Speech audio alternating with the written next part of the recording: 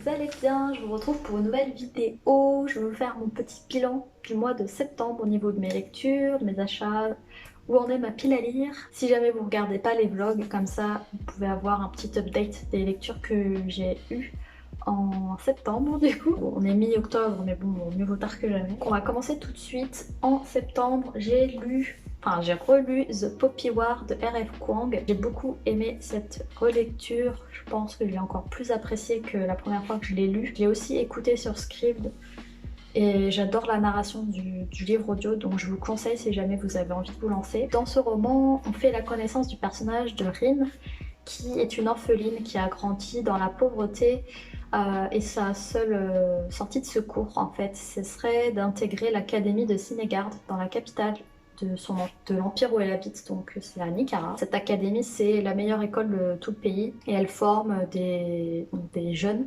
à devenir l'élite de l'armée en fait, donc des chefs militaires, etc. Pour rentrer dans cette école, elle doit quand même avant tout passer un test et réussir à ce test, être dans les meilleurs. Donc elle se donne corps et âme parce que on va dire qu'elle a pas trop d'alternatives. Son alternative sinon c'est d'épouser quelqu'un qu'elle n'aime pas. Donc voilà, elle donne tout ce qu'elle a. Et elle finit par arriver donc dans l'académie de Cinégarde, sauf que là c'est loin d'être tout rose, au contraire c'est très compliqué parce que elle a la peau plus foncée que les autres. Elle est issue d'une classe sociale très pauvre, elle est orpheline, voilà, elle n'a pas grandi avec des professeurs, des maîtres d'armes, etc. Donc elle est un peu à la ramasse. Tous les autres élèves, eux, font partie de la famille des élites, donc c'est les fils de, etc. Donc ils ont appris les arts martiaux, ils parlent plusieurs langues, etc. Donc il faut qu'elle rattrape un peu son retard et elle est mise de côté, elle n'a pas beaucoup d'amis et c'est en fait aussi construit autour de tensions politiques qui vont mener à The Poppy War, donc la guerre du pavot. Le personnage de Rin est super intéressant, elle est très riche, très complexe, il y a aussi toute une intrigue autour des chamans et de la possibilité qu'ont les chamans de se connecter avec les divinités et un peu d'être en transe et enfin en fait c'est comme s'ils étaient possédés, ils peuvent utiliser leur magie. C'est vraiment cool et Rin a ce don là. Par contre je vous préviens, c'est très sombre, c'est très cru. C'est pas pour tout le monde, il y a plein de trigger warning, hein. Je ne vous conseille pas à tous les lecteurs. C'est de la fantaisie militaire sombre, adulte, voilà, je préfère prévenir. Mais c'est trop bien, voilà. J'ai aussi lu Une rencontre au bord de l'eau de Jenny Colgan. C'est le tome 2 de une saison, je sais plus, une saison au bord de l'eau, un truc comme ça. Donc dans le premier tome, on faisait la connaissance de Flora qui travaillait dans un cabinet d'avocats à Londres. Un jour, son boss est appelé sur l'île de Muir, l'île dont est originaire Flora. C'est une île qui est dans le nord de l'Écosse, qui est proche de l'Islande en fait, donc c'est vraiment un monde à part. Voilà, il y a un Américain qui construit un hôtel là-bas et qui veut créer enfin, tout un monde de tourisme et tout. Sauf que les habitants du coin voient pas ça d'un bon oeil et donc l'avocat est engagé pour faire changer les choses sur cette île et c'est pour ça que Flora part avec son boss sur sa petite île natale pour un peu essayer de convaincre les habitants que en fait non, l'américain il va apporter des bonnes choses et tout. J'avais beaucoup aimé le tome 1 et du coup j'avais trop hâte de lire le tome 2 et avec Jenny Colgan c'est toujours un plaisir de se plonger dans cet univers. C'est le genre de livre que je commence que je veux plus lâcher alors que c'est des histoires toutes simples de vie assez pas forcément atypique, mais là vraiment ça se passe sur une petite île, c'est tout à fait normal quoi, il n'y a rien de fou, mais je sais pas pourquoi, je trouve ça trop bien. Et là on apprend plus sur le docteur Saïf, qui est un migrant qui est arrivé en fait sur l'île et qui a perdu sa femme et ses deux enfants. Enfin il les a perdus, et sait pas s'ils sont morts ou vivants. Lui il était arrivé en avant pour s'installer et après il voulait faire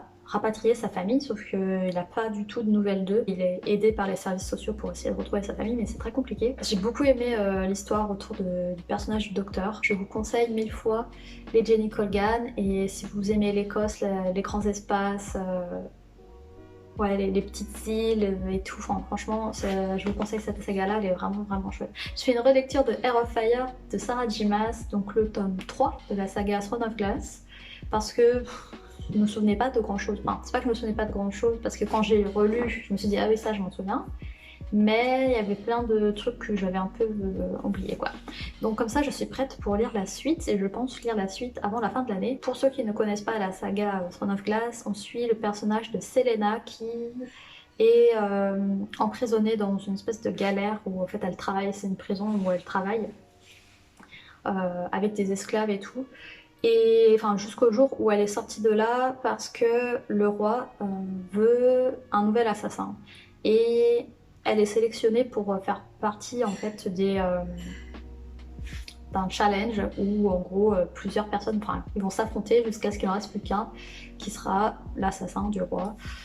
Et donc elle est choisie pour faire partie de ce groupe-là.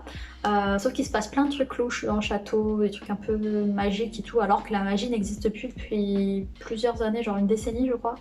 Et il se passe des trucs un peu bizarres. Il y a des créatures surnaturelles qui arrivent et tout, qu'elle enquête un peu à l'aide du prince Dorian et de son garde Cole.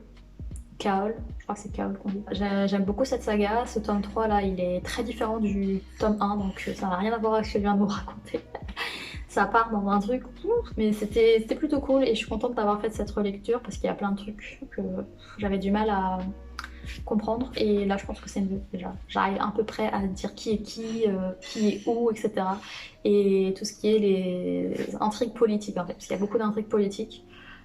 Donc voilà, c'était hyper intéressant et j'ai beaucoup trop hâte de lire la suite. J'ai aussi eu l'occasion de lire So Kill Girls de Claire Legrand. J'ai aimé moyen cette lecture, je lui ai mis un 3 sur 5. J'ai rien à lui reprocher mais en même temps j'ai pas apprécié plus que ça, donc je suis un peu déçue. C'était parfait pour Halloween par contre, la période d'octobre, si vous cherchez une lecture un peu creepy. Je vous conseille celle-là. Fait la connaissance de 3 jeunes filles, donc en gros la narration est découpée en 3 points de vue. Donc on a Marion qui vient d'arriver avec sa sœur Charlotte, elles viennent d'arriver sur l'île parce que So Kill Rocks c'est une île, donc elle vient d'aménager sur l'île. Et il y a aussi Zoé, elle c'est un peu une paria parce qu'elle s'est mise à dos la fille la plus populaire de l'île, c'est Val, voilà. Donc en fait Zoé est persuadée que Val est à l'origine des nombreuses, enfin, Val et sa famille est à l'origine des nombreuses disparitions de jeunes filles sur l'île parce que ça fait des décennies que des jeunes filles disparaissent sans laisser de traces. On ne retrouve absolument rien, ni leurs affaires, ni leur corps, enfin, rien du tout quoi, il y a zéro indice. Et Zoé est persuadée que c'est un rapport avec Val. On a ces 3 points de vue là, sachant que la sœur de Marion, donc la nouvelle, donc sa sœur s'appelle Charlotte. Charlotte disparaît et Zoé est persuadée, encore une fois, que c'est à cause de Val. Il y a quand même un truc surnaturel qui se passe dans la forêt, il y a plein de choses bizarres qui se produisent, enfin les gens voient des choses mais ils se disent ouais j'ai dû halluciner donc je vais rien dire, mais il se passe plein de trucs bizarres. Et on sait qu'il y a une créature bizarre qui habite dans la forêt et ça on le sait tout de suite parce que on le découvre du point de vue de Val. Val en fait elle est un peu connectée avec cette créature là. Ça m'a un peu déçue parce que je pensais que ça allait être un mystère jusqu'au bout et en fait on sait tout de suite ce que c'est l'histoire de cette créature et tout et le lien qu'il y a avec Val. Mais bon, c'était quand même intéressant, ça avait un petit peu des vibes à la Stranger Things. C'était cool, il y avait des personnages féminins très forts, des histoires d'amour très intéressantes. Non vraiment j'ai beaucoup aimé mais en même temps je sais pas, j'étais un peu déçue en même temps donc voilà.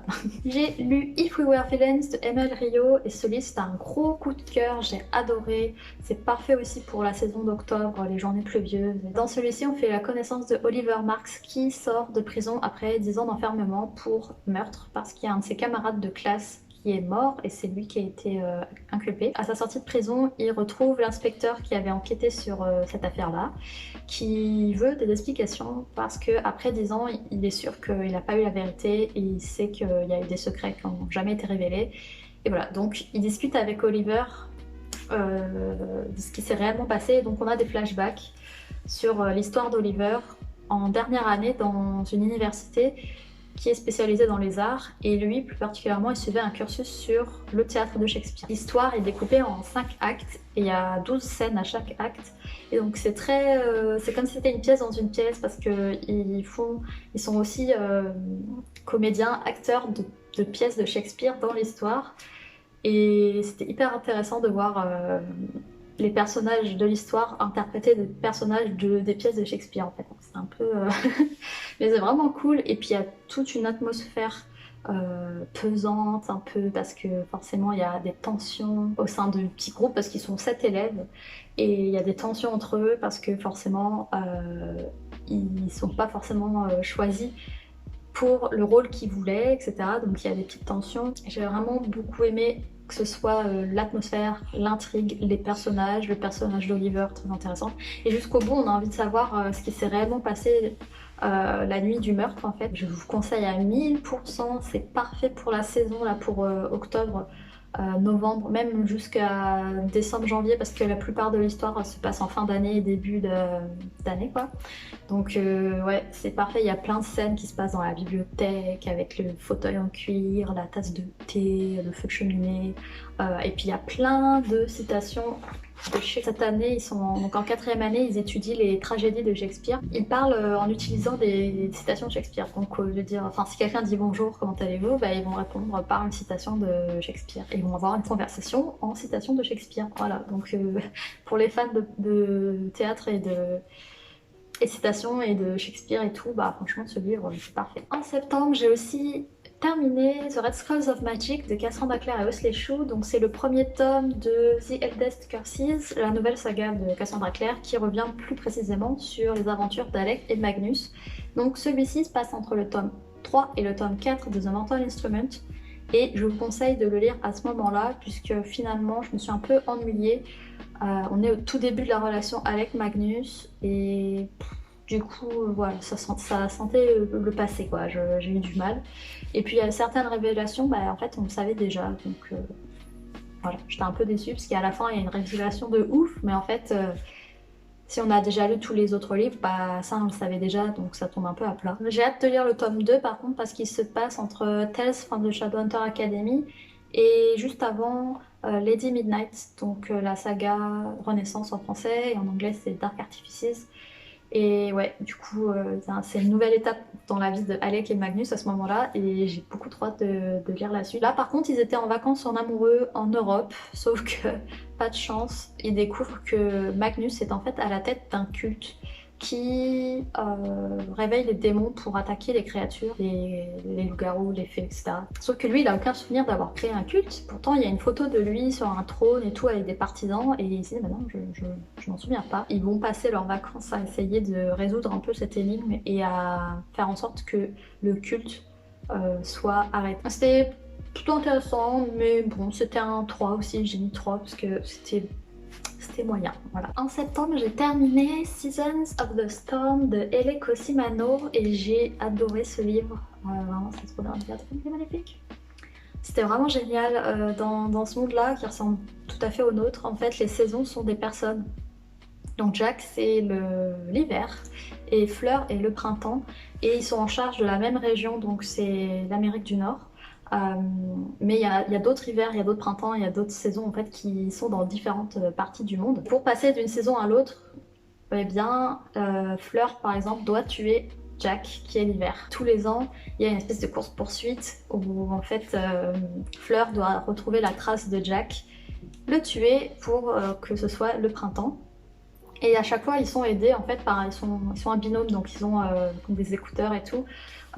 Qui sont reliés en fait à leur base où leur binôme va leur dire oui, alors par exemple ici il y a eu une baisse de température donc il est sûrement là-bas parce que c'est l'hiver donc forcément et voilà, leur binôme va en fait les aider à tuer la saison d'avant. Sauf que voilà, au bout d'un moment Jack tombe amoureux de Fleur.